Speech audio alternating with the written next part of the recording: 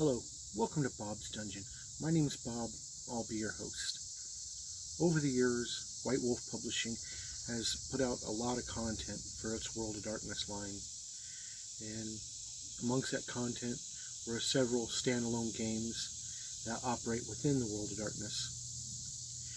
Some of them were really popular, others not so much.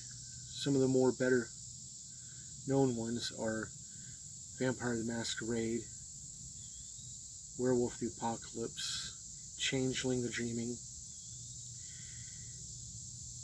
In this video we're going to talk about a book that has a pretty good sized fan base as well, and it's pretty popular. It's got a lot of fans. Unfortunately, I am not one of those fans, but I'm going to talk about it anyway. We're going to talk about Mage the Ascension 2nd edition. This book has 290 pages and a copyright of 1997.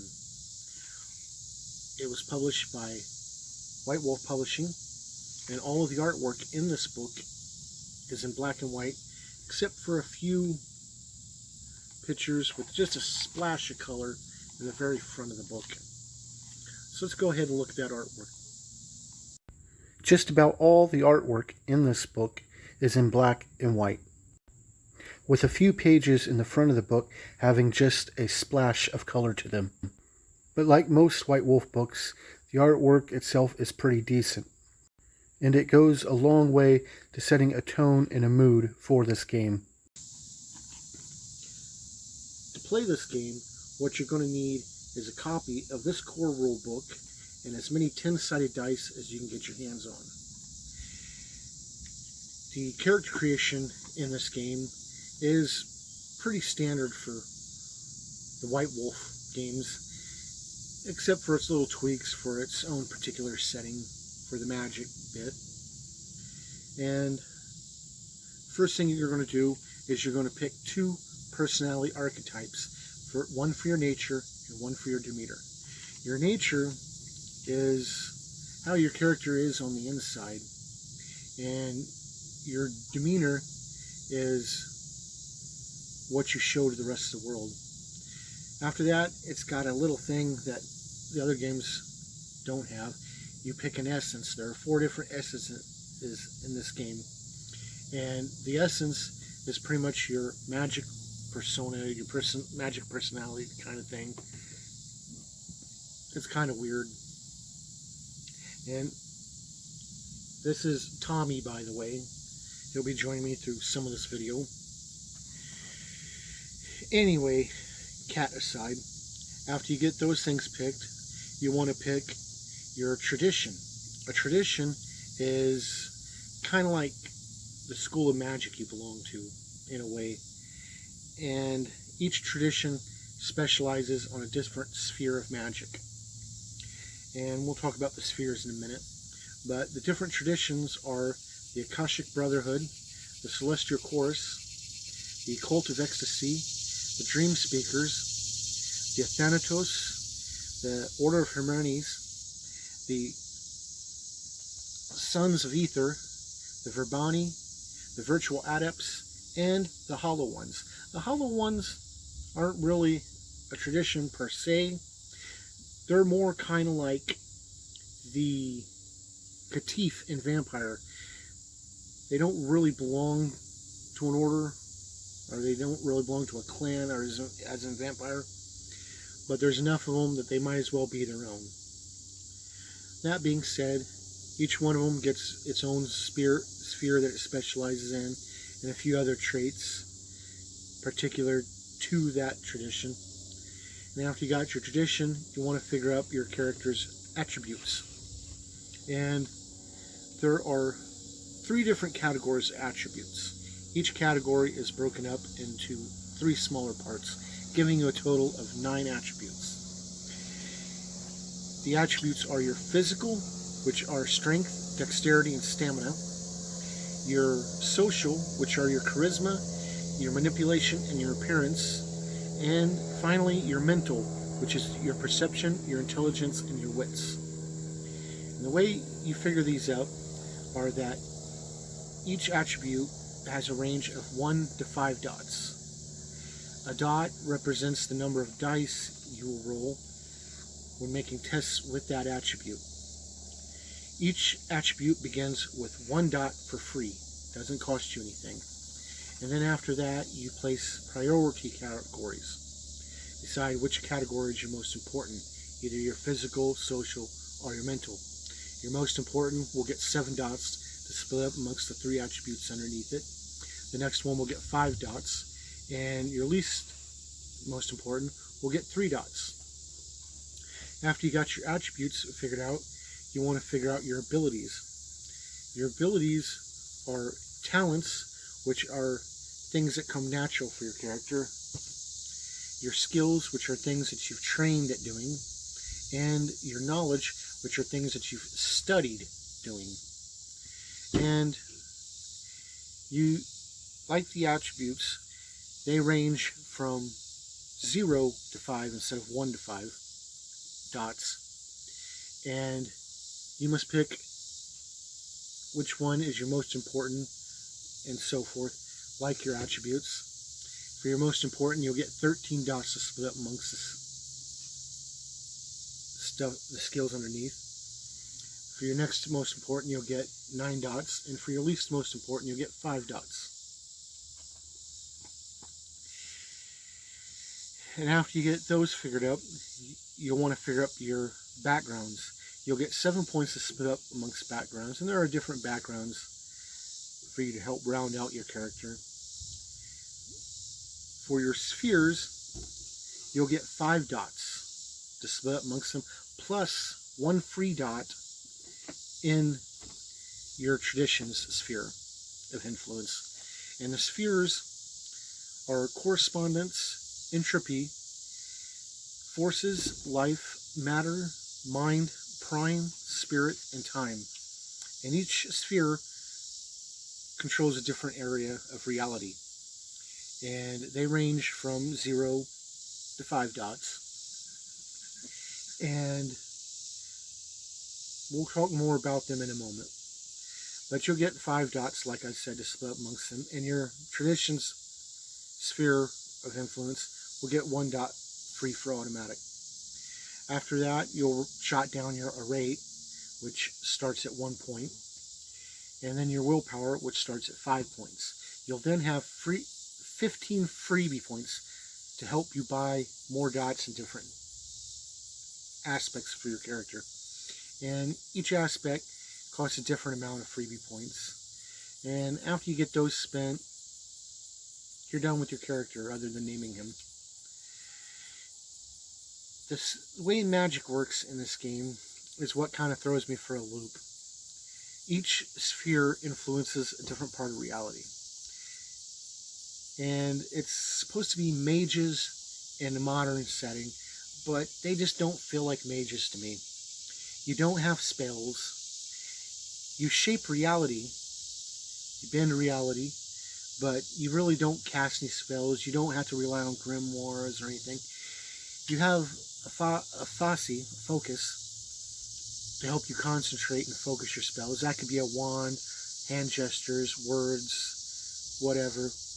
And that's about the closest to really being a spellcaster I can see.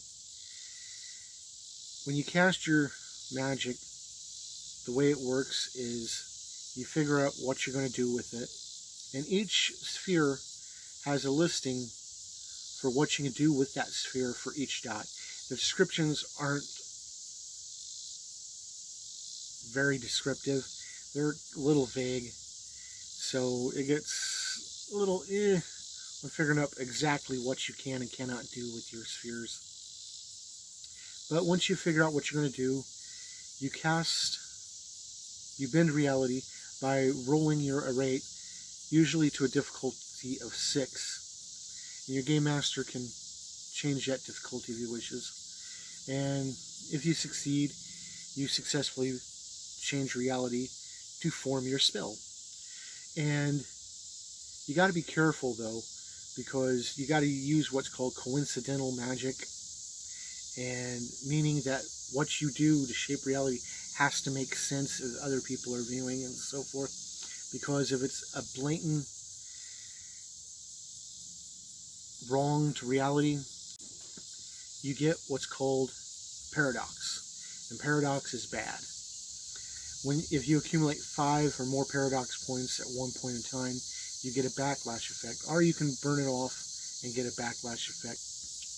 There's also a circle on the character sheet which measures your paradox and your quintessence points for your character. Quintessence can be, you can gain through the game through different means. It explains in the book. And you can spend a couple of points in quintessence to lower the difficulty of the magic you're casting.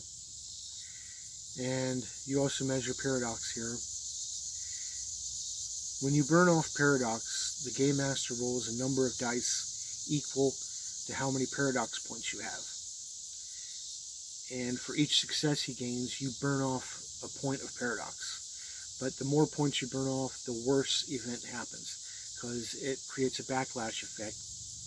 And it starts off pretty simple, and it gets worse the more points that burns off. So you're doing good because you're losing paradox, but at the same time, something bad is happening to your character. And, and it's just a pretty easy system to cast the magic. It sounds complicated when I explain it, I know. But it's not that bad. But it just doesn't feel like what I expected a mage to feel like. But anyway, this book has everything you need to play the game. It has a chapter in here on the different skills you can learn. It has a chapter on equipment, a chapter on the spheres and how magic works. It has a chapter on how to run the game, to set the mood and the tone for it. It's got some adversaries in here that you can go up against, like the technocracy. And it's got some simple write-ups for some werewolves and vampires, so that if you don't have those books, you can have your characters run into them, which is kind of cool. In the back of the book, there is a character sheet that you can photocopy. And unlike the other character sheets that are in the backs with the different books of the World of Darkness, they don't have the little sheet at the bottom which tells you the points you get at character creation, which is kind of weird, but it's its thing. And that's really about it on Mage the Ascension. It follows the same standard rules as all White Wolf games. You roll a number of 10-sided dice, usually equaling up a total between your attribute and your skill, depending on what you're trying to accomplish. Typical difficulty is 6. And the game master can alter that difficulty if he wishes. A 10 indicates an automatic success. 1s are bad. For each 1 you roll, you lose a success starting with any 10s you rolled.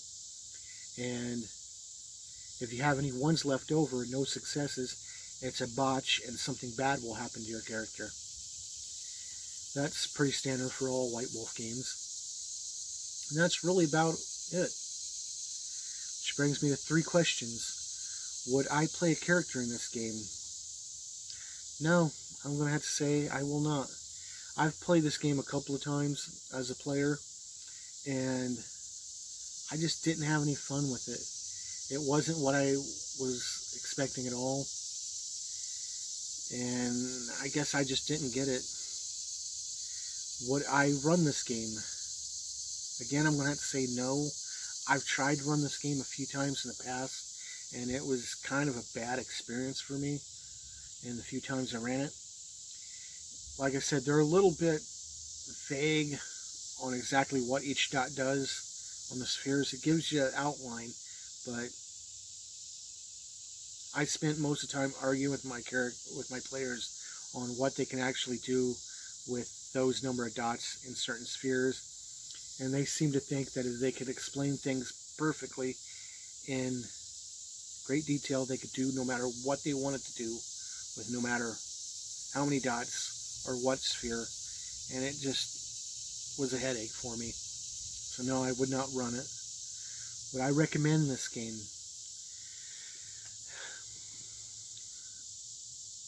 I know Mage the Ascension has a lot of fans out there, and it has a pretty big following. But just from my own experiences with this game, my negative experiences, I'm going to have to say no, I would not recommend it. If you're a fan of this game, or love playing this game, that's awesome, that's great. Play this game. Try to find you some more players. Turn other people onto it if you want. But from my own personal experiences, I just could not get into it. And I just can't recommend it because of that. And that's really all I got to say about Mage the Ascension 2nd Edition. Thank you for joining me at this look at this game. And hopefully you'll join me next time, where we'll talk about something else. Bye.